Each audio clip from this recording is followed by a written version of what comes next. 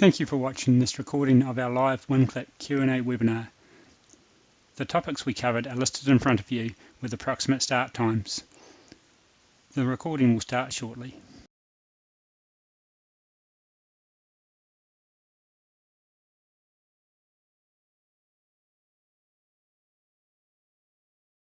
Let's start with a couple of questions we've received in advance by email, but as I said, by all means start asking your questions through the question option on the screen as you're ready. So the first questions we've got, Natasha, are relating to permissions within OneClick. A couple of questions that have come through that are very similar. One of those questions is, what is the difference between the permissions within OneClick itself and the permissions within CCH, and which ones take priority over the others? Yeah, so for the moment, OneClick is very much a hybrid product, which means that Central is the master here. It's the master of the data, it's the master of the permissions, and OneClick consumes that information and serves it up on an online browser. So if you do want to manage permissions for OneClick, you will still be very much looking at doing that in Central. So if I go into Central now, the Central permissions sit under File, Maintenance, and then if I were to go into Security, you'll see an option here saying Task Permissions.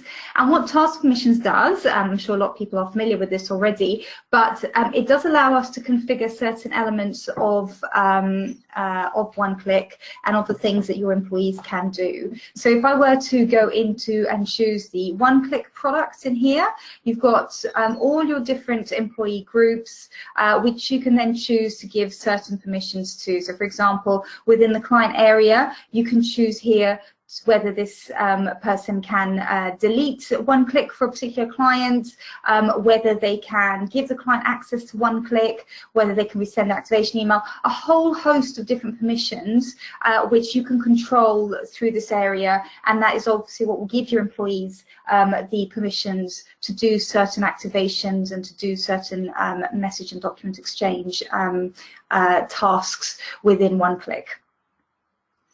So, Natasha, relating to that question, one of the people that emailed us in advance, and unfortunately I didn't make notes of the names of the people that emailed us, sorry, but does the team security setup within CCH apply to what the employees can see when they log onto the cloud?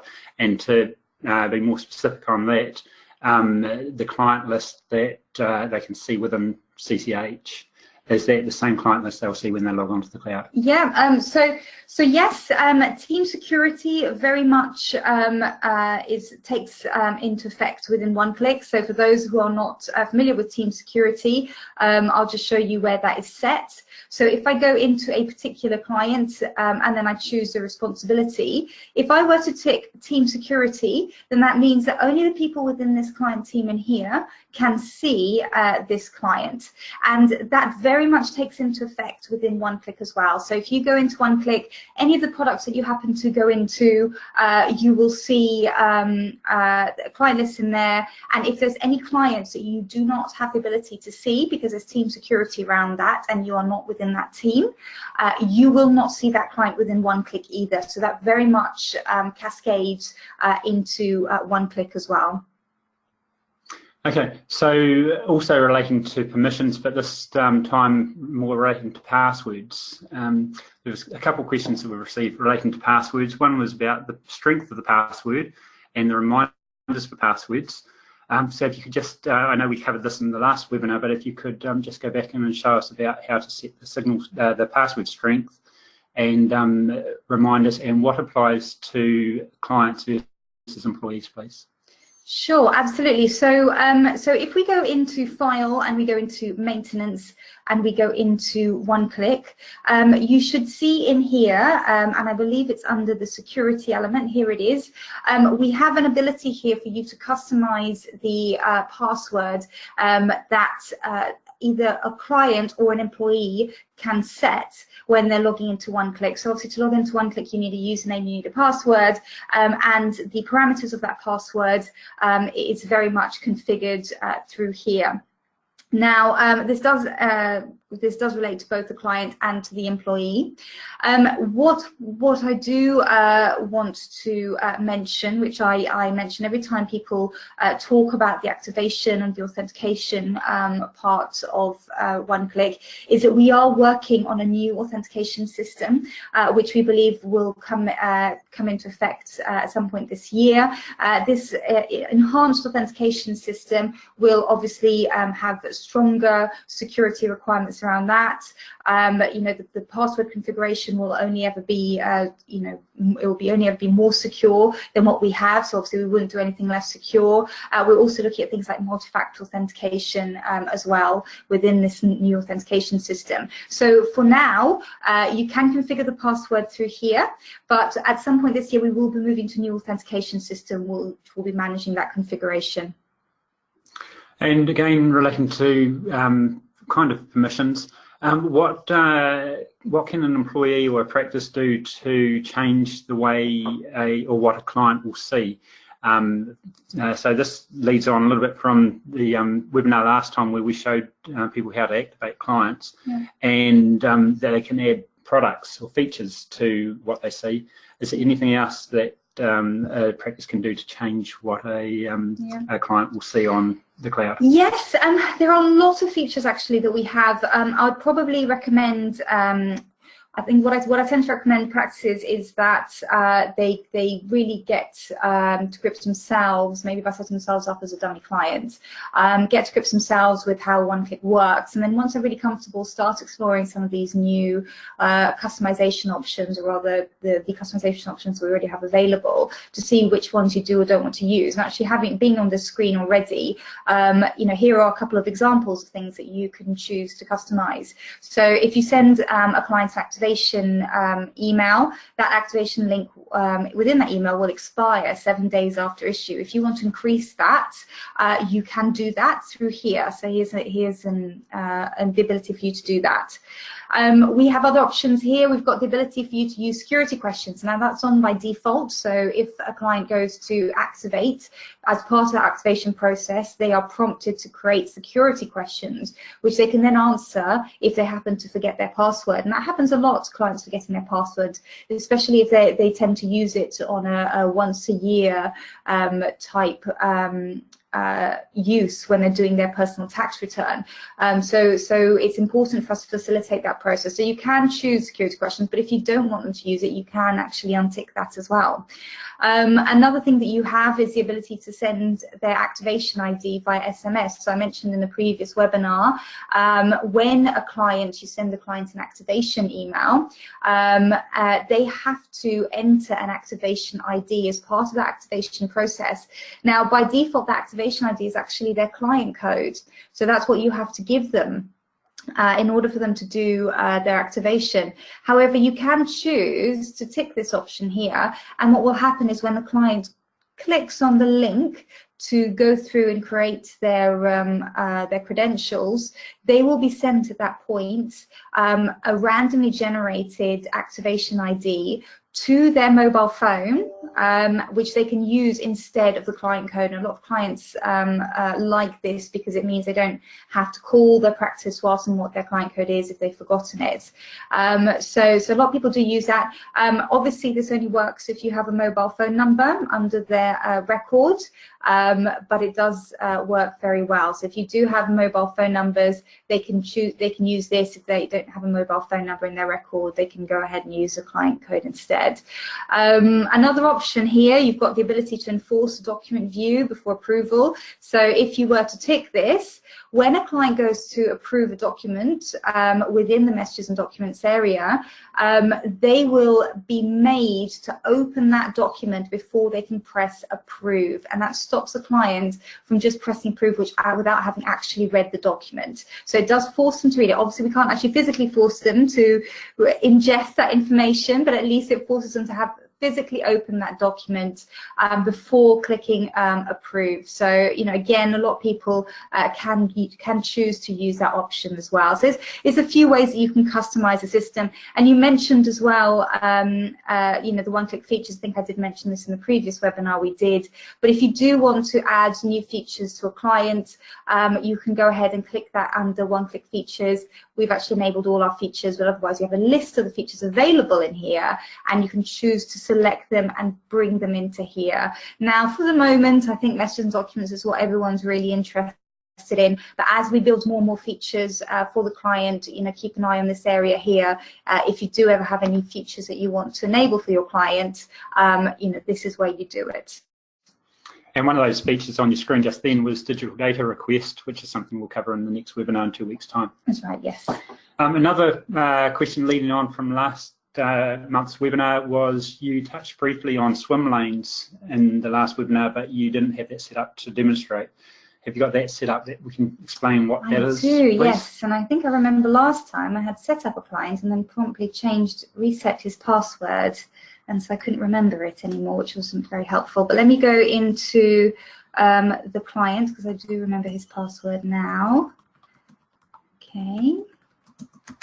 So I've gone into a client now, and this client should have two what we call swim lanes underneath his messages and documents area. So what that means is that this particular client, Tony Stark, he does work for himself, who is Tony Stark. So obviously he's answering his own personal tax returns. If you happen to do personal tax work for Tony, you'll be wanting to publish personal tax information up, and that should go into his own client account. But if he also has an account for Stark Industries, and you do maybe some accounts work for them, and Tony he needs to be involved with that, and he needs to be viewing the documents that come out for that, you need to set up Stark Industries with their own client account or client workspace, and associate Tony into that account, and that will allow Tony, when he logs in with his username and password, to go in and to see straight away anything that's related to him up here, or anything related to Stark Industries under here. So you've got two different areas there that he can see, and he can straight away see which is for which of the work that's being done. So what's for Tony Stark, what's for Stark Industries. And I think what's also worth mentioning is we've spoken a lot about how you know, if you send something to someone who happens to be, if you have a client workspace and you have several contacts within that client workspace and you want to send some documentation, but you need to send documentation just to one person, or just to one of the contacts, and you don't want another contact within that workspace to see it, can you do that? And the answer is yes, you can do that. And the way that you do that, I'll show you this now.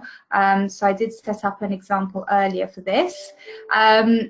If we look here, we've got the account Stark Industries, okay? So Stark Industries has, under his associated contacts, he's got two directors. He's got Tony Stark and he's got Pepper Potts. So there are two people there that work on the Stark Industries account. Now, if you want to send a message, which I did earlier, I created this message here, which I sent only to the contact Pepper Potts. I did not send it to Tony Stark, and it has information on there that I do not want Tony to see. When Tony logs in to his account, and if I just go back into Tony's account here, if he goes under Stark Industries, so note he's doing work under Stark Industries, if he goes into here, he will not see this message, okay? So even though I did send that message to Stark Industries, I actually sent it to Pepper Potts. I did not send it to Tony, and that means that Tony cannot see this message in here. But when Pepper Potts logs in, she will be able to see that message. So we do a lot of work to make sure that that segregation really works. So you can be confident that when you send information whoever you have put in that message as the receiver of the message, whoever you put in that to field, they will be the only person to see that message and any documents attached to that message too. Okay, so that brings us on to another question that we received via email, and someone, Lecraj, has just asked a very similar question live as well, and that is, the original question from email was, I accidentally sent the message to the wrong director. You know how sometimes when you go to send an email, the moment you hit send, you realise you selected the wrong person. Yeah. So the question that we received last week by email was, the moment I hit send, I realised I had messaged director number 2 and it should have gone to director number 1. What can I do at that stage? And Lecraj's email, which is message question, shall I say, which is very similar, is, can you explain how to delete a message once it's been sent? Yes, absolutely. So, so if I go into Central, let's find a client. So let's go to Tony. I've got lots of messages in here from him. So if I look here at all the messages that you've got in here, if you've gone ahead and sent a message by mistake, so here's a random message that someone's clearly put into my environment, which I didn't particularly want. You've got a hello message. So you can go ahead and you can delete that message by right-clicking, and actually you can't see that I've done this obviously on the webinar, but if you use your right mouse button, you've got the option here to press delete, okay, and that will delete the message for that particular client. But it's worth mentioning, because we did actually have this question another day by someone who said that they used that button, and what happens is it deleted the whole conversation. So if you've got a conversation going on here with your client, you can see here a thread of conversation that's gone back and forth between you and your client. If you were to go ahead and do that right button and press delete, you will delete that entire conversation thread, and you may not want to do that. If you only want to delete one message from that thread, then you need to choose that delete button here on the particular message that you want to delete. So you can see that each of the messages in here has got a delete option there for you to delete that particular message, and obviously that will then go ahead and delete it on the client side too. So, you know, a bit like with Outlook, you send a message to the wrong person and then you try and recall it, and obviously that never works. So I'm pretty sure I've never seen it work. At least, you know, you do have control here, so, and it will actually delete it from the person's workspace.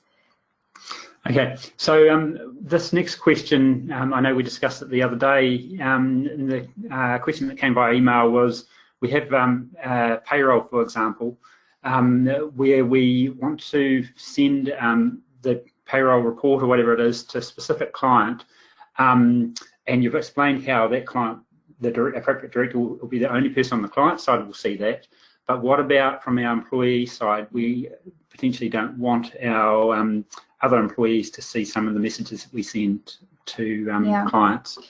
Yeah, so obviously at the moment, by its very nature within Central, if you can access a client, you can see the information that's in there, and that's very much the same for messages and documents.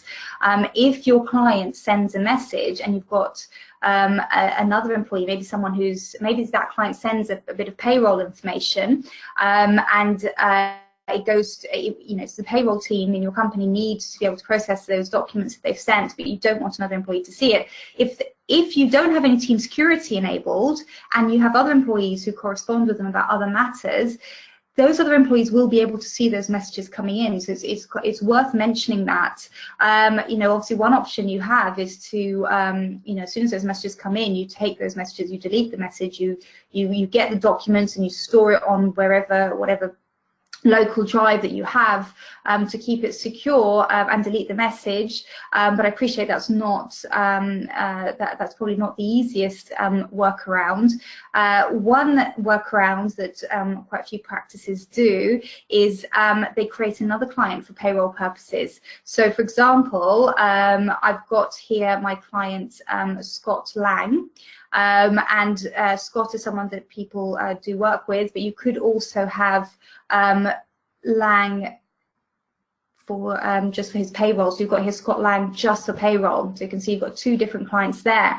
And for the payroll record for Scott, if you were to go into responsibilities, anyone in here, and you go ahead and tick Team Security, only the people in here will be able to see Scott's record. So if I were to log into Central under another employee, I would never see Scott Lang's client record, and I would also never see any of the documents coming in. So it's two client records that you have there, one specifically for payroll, using the Team Security to ensure that no other employees can see it. And if you want to see what that looks like on the client side, let me see if I've got, I'll have to log in as Scott now. Hopefully that was his right.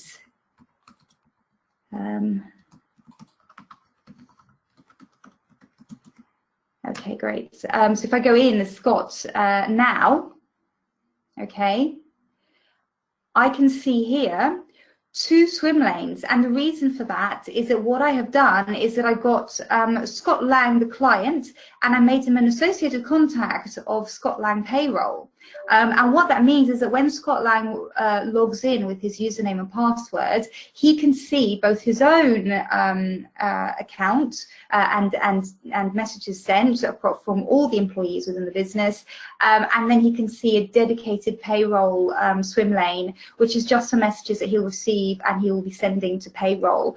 So that's a way of segregating that information and making sure that other employees in the business don't see it. And it's also probably worth mentioning as well, I may have mentioned this in the previous webinar, but when you do, if you do choose to do this, when you activate Scott Lang payroll, you don't have to enter an email address for him. Leave the email address field blank, because you'll already have Scott Lang's email address under his client record. So leave his email address blank, just associate that original Scott Lang record under associated, and when you go to activate Scott Lang, the system will see that there is no email address under the payroll record, and you can choose to activate it under this record here. So that means that Scott Lang will log in with one username and password, and he won't have to go in with different credentials. So that's the workaround that we have at the moment that a lot of practices use.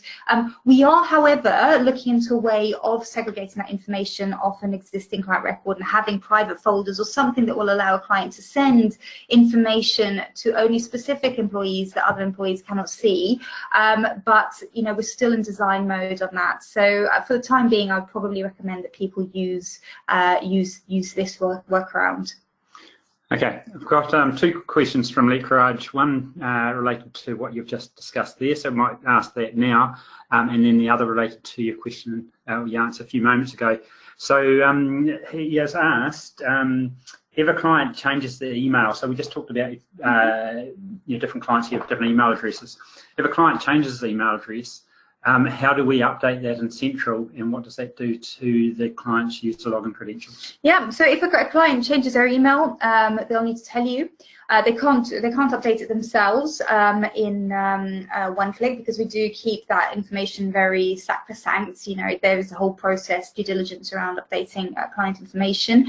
They will need to advise you of that, and you will need to update it here under the addresses area. So you know, go into addresses, go to the email field, and you can change it in there. And the one thing that's worth mentioning is that if you change that employee's email address, the new email address that you have, that you enter, will be the username for them to access OneClick going forward. So it is worth mentioning that they will need to use the updated email address going forward for their username when accessing OneClick.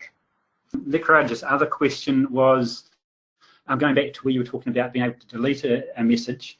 Can you undelete the message if you deleted it accidentally? I think the short answer to that is no. You can't undelete the message, so you would need to resend it. Yeah. Okay. So now this is another one that came through by email last week.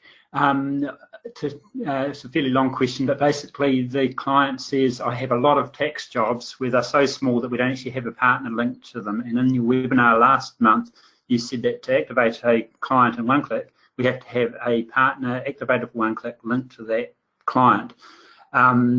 Now, our concern, or I'm paraphrasing the email, basically says, our concern is that we don't want the client then messaging the partner. Can you tell us how we can avoid this?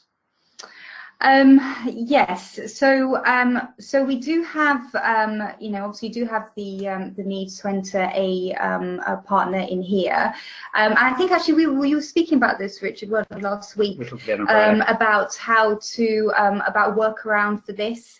I believe that, one of the ones that some people use is to put in maybe a dummy partner in here, something like I don't know, personal tax team or something like that.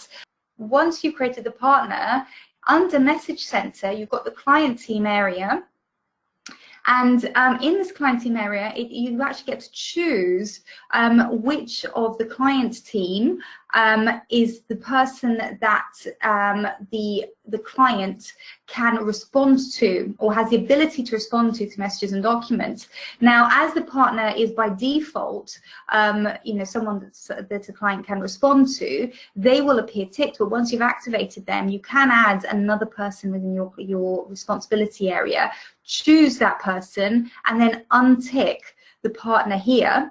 And that would only allow the client to respond to this particular person here who is not a partner, and it'll stop the client from responding to this partner here. So yeah, that's another good workaround. The next question is, are you able to show us how to send a tax return pack and a set of company accounts to multiple directors? Now, this was actually a question, I think it was someone, Andrew, that asked this in the last webinar, and we were unable to demonstrate it at the time, but I believe you're now able to demonstrate. That's right, this. Yeah, we didn't have anything set up at the time, but we thought, even if he's not on this call, we thought it would be worthwhile mentioning it, because obviously one of the things that drives people to using the messages and documents system is the ability for it to integrate with all the compliance products.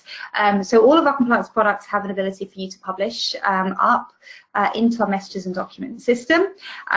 So when you are creating those compliance documents, you can go ahead and publish it up, and you can even mark those for approval as well. I have an accounts one here. Actually, it's under this client. If I go into accounts production, what I can do, you've got here the financial statements. In fact, it's actually already selected.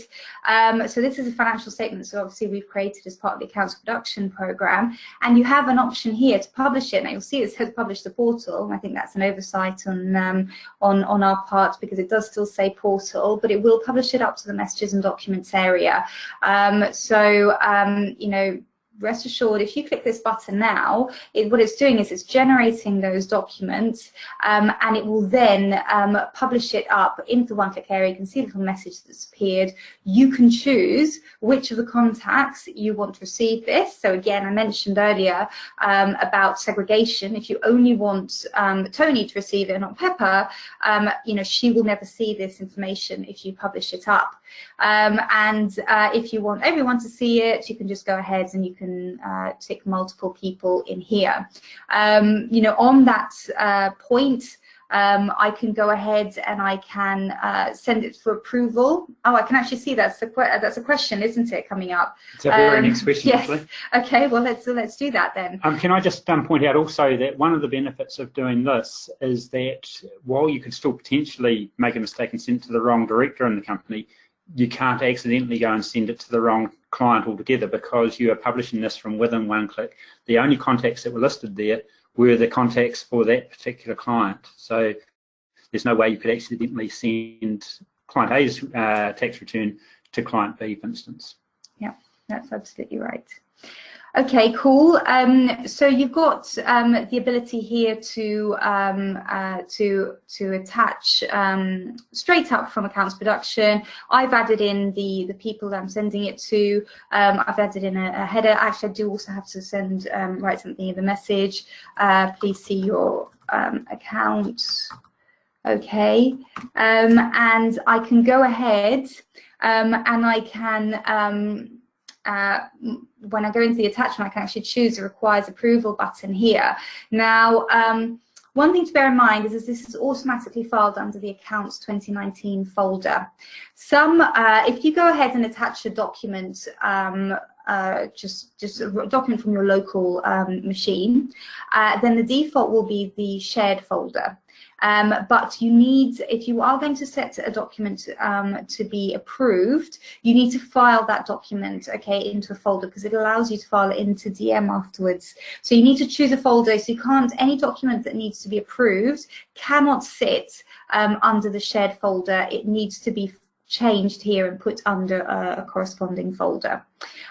So in this case, it's already under accounts. I can go ahead and I can choose. You can see that I can't choose this contact because this contact wasn't in my my to list. But I can choose one of my others, and I can say who of these people has to approve it. I could even add both of them if I wanted to. And once I've added both of them, I can choose whether all of those people in there has to approve it in order for that document to be formally approved. Or I can choose if any of those users can approve it. So first past the post, one person approves it and it's considered approved. So in this case, I'll just do that just to make my life a bit simpler. And I need to then press OK. So that being done, I can just go ahead and I can press send, and that document is going to then be sent. I don't know why this information pops up. That is then going to go and be sent to Tony and to Pepper for them to be able to approve it. And obviously remembering that both of them being on there, they can both see that message. So that being done, if we pop into Tony's messages, is this it? So we have to see if it's come through already, because it's been quite a large accounts document, so this might take a few minutes for the service to send. But let's see if it's gone through. No, it hasn't gone through, unfortunately. I can try and create another one though. Maybe I can create a small document and we can do it through there, because that one might take a while. So if I go into my client Tony Stark and I go ahead and I create a document, and I'll choose Tony as my victim. And let's just create a little attachment for him, and I can go ahead, and this time I'm going to be browsing off my my computer. So again, you can see that folder here. So you can see that that folder here is defaulting to the shared folder, and I don't want that. I need it to be under another folder, otherwise I cannot send it for approval. So, you know, again, worth mentioning that. So you need to change the folder here into another folder that isn't the shared one. I'm going to choose Tony. Again, you can see it's the only one I have an option to send it to, because the other contacts are not within that message. And then I'm going to head and press OK, and I have to just say something in here, and I can go ahead and press send, and then that message has been sent, and you can see that that message has gone through in here. So these are the two ones that we created earlier that needs to be approved. And so again, you've got Tony and you've got Pepper in this one. You had Tony on the other one, so obviously Pepper can't see the other one, but she can see this one. And you can go ahead and you can tick on the attachments here, and you can choose to approve or reject that. Now if I go ahead and press approve, then I am going to be made to enter my password, and this confirms my my identity. So here we go. If I go into here, you could see a little message that said documents approved. You can also see actually a little bubble at the bottom, and this tells you when you've got an outstanding message that you haven't seen, and in this case that message is that someone has approved that document. So you can see that in here. Another thing that's worth mentioning is this documents area, because a lot of people haven't noticed this documents area up here. When you're in the message center for Tony, you've got a documents area up here, which when you go in, it will give you a bit of a summary of your documents. It'll tell you any documents that have been pending approval, all your documents that have been approved for this client. So you can have a quick glance here to see if there are any documents that haven't been approved yet. Another thing you can do within here is that you can actually choose if there are any documents that you want to file into DM, or if you want to save it to your local disk. You can do that. You can do that individually, or you can do it in bulk. You can go ahead and you can save it to disk in here as well, or you can save it to DM. I won't won't do that here because I actually don't have a DM license on this particular machine. But you can go ahead and you can save that to that. And I have had a few people asking me that who didn't realise that you could do that. So that's another thing that's worth mentioning as well. Are there any plans to have DocuSign or EchoSign incorporated into the system for signing tax returns and accounts, as banks still require to see a physical signature on company accounts? Yes, and we do get asked that. However, we don't get asked that actually as much as I would have expected. I would have thought more people would have asked. They do, but every now and again we do get asked that question. We do have plans in the roadmap to integrate, not necessarily with those providers, but we as a business, we have a third-party product which allows signing, e-signing specifically, and we have, as part of our roadmap, you know, we are going to be looking into integrating digital signatures into the approval process. We're not looking at it in the short term. This is probably something more towards the end of this year, maybe beginning of next, but we are looking to do that. So that is part of our roadmap at the moment. Okay, just a question that when I was with a client, some training recently, and we were talking about folders, and it's not a question we've been asked in this webinar, but just to explain, when so you have some folders already set up for the different types of products we can send from, so accounts, corporate tax, etc. Yes. We have a shared folder as well, and when I believe when a client uploads a document, it by default will go into the shared folder. When I upload a document, if I'm uploading it from anywhere outside of OneClick and just picking up the document from my computer, it will also go into the shared folder. Yeah. Is that correct? Yes, that's right. So it goes into the shared folder, and then from the shared folder you can go ahead and you can file it under DM as an employee. And anything that's in the shared folder, either I or the client can go and delete, but if it's in one of the other folders, only the practice can go and delete it. That's right, yes. Yep. Yeah. Okay, so the last question that we've received by email in advance of this, and then we've got some questions that have come in live so far during the webinar. The last question is, can you show me how Practice Mobile works? Yeah, sure, absolutely. I'll do a whistle-stop tour though, so we don't take, because obviously it could take a while. If I go to, okay, so what I'm showing you at the moment is my phone. So I'm projecting my phone onto my screen so you can see it. So this is Practice, the Practice Mobile app. The Practice Mobile app is an app available for employees of the practice. So if you have OneClick, you can have this app. It's free in the App Store, but you do need OneClick credentials in order to log in. So you do need OneClick in order to use those logins to log in to the app. Now, this app is available both for iPhones and for Androids. So you can download it for both of those phones. And what it does is it allows you to see messages, all the messages that you've received and that you've sent across all of your clients. If I go into the top left-hand quadrant there, I've gone into messages, and you can see here that I've got a whole bunch of conversations here that I've exchanged across all of my clients. At the moment, I'm speaking mostly to Tony, but I'd have all of my clients listed in here. And what I can do in here is that I can go ahead, I can create new messages, I can respond to ones that have come in, I can forward it on to a colleague of mine if my colleague has, you know, if I'm having to be out of the office, I need my colleague to take ownership of this, something that's come in, I can do that. I can also actually create, messages and attach documents from my phone, or even from DM, attach them into a message, and I can mark it for approval on my phone and send it to my clients. I can do all of that from the Practice Mobile app. Now, on the bottom left-hand quadrant, we've got the contact area. If I go into that, what you're going to see here is you're going to be able to see all of your client records from Central on here. Now, obviously, it wouldn't be feasible for us to show them all as one long list on your phone. So what it does show you is it shows you your most recently accessed clients in here, and you can go ahead, and if I go into Tony Stark again, I can see his client record, I can see his email address, his phone number, any associated contacts that he might have, but also I can see members of his client team, so it's a button in the middle, so those are the people who work on his account.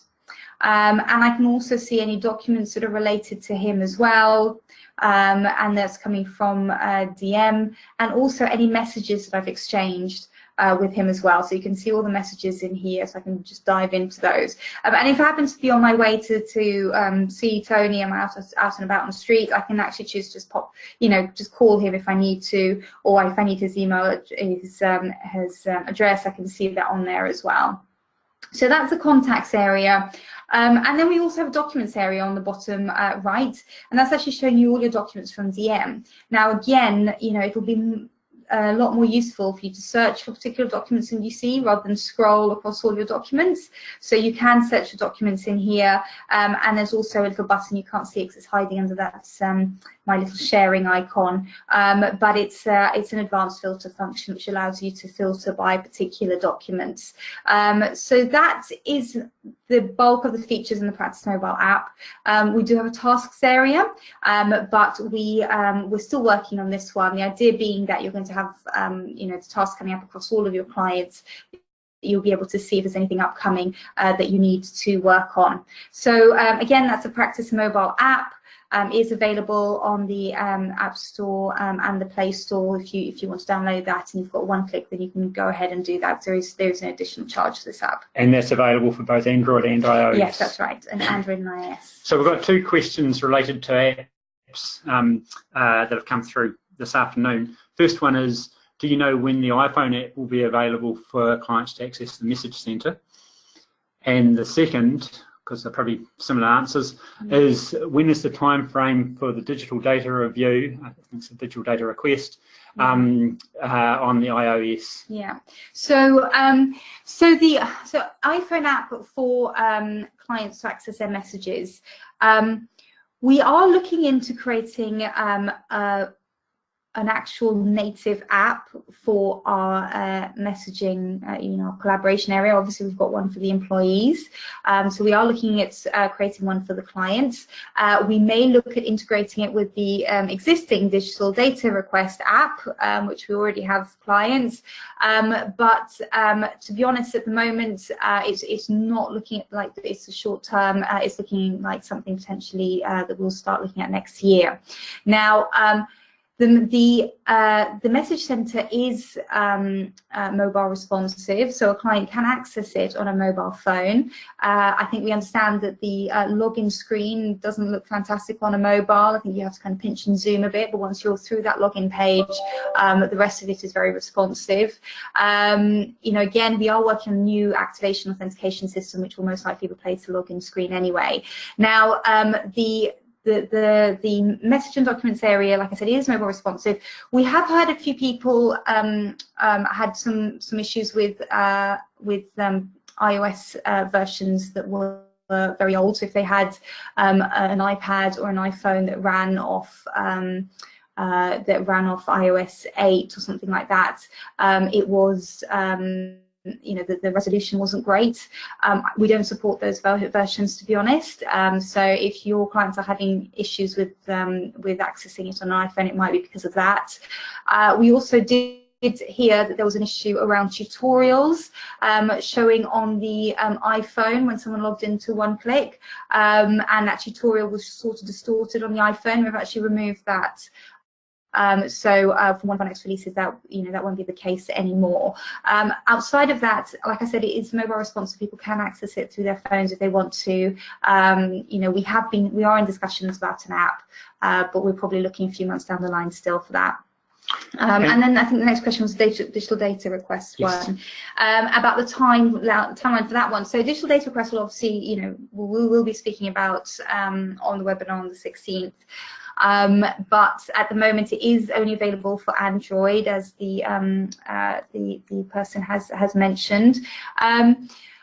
We are looking to do the iPhone version. Again, it's a few months down the line, because what we're working on at the moment is to create it in a browser. So that is the first thing that we are working on before we create it for an iPhone. So we created it on an Android as a proof of concept, because you know, using mobile phones is great for taking photos, supporting documentations, etc. And Androids are very quick and easy applications for us to push out to the market, whereas iPhones, you know, there's a lot more restrictions around the user interface, etc., that you need in order to be able to get it through the Apple Store. So we did push it out for the Android as a proof of concept, but the next step for the digital data request will be to create it in the browser within OneClick. So someone logs into OneClick, they will be able to see it in a browser, they will be able to input information there. And following on from that, we will start working on the iPhone version. Okay, so we've got 8 minutes left. We've got 4 questions. We may not be able to get through them all, but let's start at the top. The first one is about the logo. The person who asked the question said that when they resized the logo, it didn't look great. Have you got any tips on what they can do? So we have, so I know that we, when we released this, we were told of a specific resolution that was the best sizing for logos, but it looks like that wasn't the right one, and we've updated our wording around this. You know, we have updated the wording. Apologies, we did go out with the wrong sizing, that we were given incorrect information. So, you know, choose the correct wording, which will be appearing on the bottom of your screen, and you know, that should improve matters. It's worth mentioning that, you know, we integrated the messages and documents area, which is portal, with OneClick. So they do operate on different resolutions, but if you use a resolution that we suggest, then it should work okay for both OneClick and for the messages and documents area, which is why you sometimes might see that it looks good on one and not on the other. It's because they were different products that we integrated together. Now, you know, again, just, you know, use that resolution and you should be okay going forward. Now, Amy asked a question, whose job is to monitor the message tracker with the green and red dots? So maybe you can just go into the message tracker so people can see what that is. Yeah, sure, absolutely. And people should look at the message tracker. It's, you know, sometimes people say that the messages, you know, haven't been sent. This is definitely your first port of call in order to see if there is a problem or not. Now, you know, green blobs indicate a very kind of healthy looking message tracker, because it means that your messages are going through okay. A red blob would indicate that at that point in time something went wrong. Now, you know, it might be a case if it's red that you could go ahead and you could right click. So I press my right mouse button, which is what's brought up this message, and I can press resend message. And I would always ask people to try that the first instance, because sometimes it was something that just happened at that point in time with your system, and it stopped the message from going out. So if you just right click and press resend message, a lot of the times that will help. If it doesn't, you know, obviously you will need to raise a support call. We do have a bit of blurb in here, which would allow you to see information on error messages, etc., and we'll probably look at those, but they're not, you know, they're a bit more kind of technical, so we probably need to get our support team to look into that. So that's if you've got a red blob. If you've got the grey blob of doom, as I call it, that normally means, go away, that normally means that you have your message service is not running. Now, the message service is something that that is sitting on your servers when you went ahead and someone installed Central on the services, and it's what's used to process the messages and to push them out. Okay, this has to be running in order for the message in order for the messages to be sent out. And 9 times out of 10, if you've got a grey blob, it's because your message service is not working. So what I would suggest is if you know where your message service is, you just right click on that and press restart. If you don't, you need to speak to IT, get them to do that. It has to be done on your site because it will be sitting on your own servers, and see if that kickstarts the system, because that normally works. So I have received feedback that it would be good to have client names on here if you don't want to have to look at the time and you want to quickly sort out by client name if you know that the client has told you that he hasn't received a particular message. So I'm going to be looking at as future developments to add client name in there to make it easier to filter. But that is the message tracker, and it's just a way of keeping, ensuring that everything's running smoothly with your system. Okay. Okay, so we're at the stage where we have to call it a day. It's almost 3 o'clock. There's 3 or 4 questions that we haven't covered, unfortunately, but we'll come back to those individual people directly. I just want to finish off by making sure you're all aware where you can find the OneClick Resource Centre and the knowledge base. So on screen now you will see what you would see if you were logged into OneClick on the cloud, and you've got a support button down the bottom.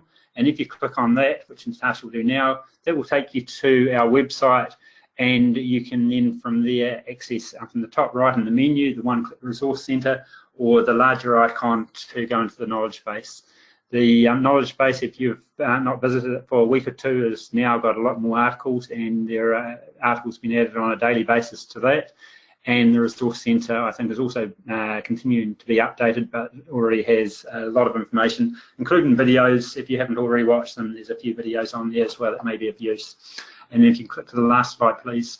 Just a reminder that on the 16th, in 2 weeks' time, 2 o'clock in the afternoon, we'll be running another OneClick webinar. This time it'll be everything that we haven't covered today. So things like the digital tax account, open integration, digital data requests, and other aspects of OneClick that are not related to documents and messaging. So please come and join us again in 2 weeks' time. If you haven't registered already, there is a link in the email that we sent inviting you to this webinar that you can click on to register for that next webinar. And when we send this video out, we'll also put a link to that webinar as well. So thank you for your time this afternoon, and I think that covers everything. Thank you. Thank you. Bye.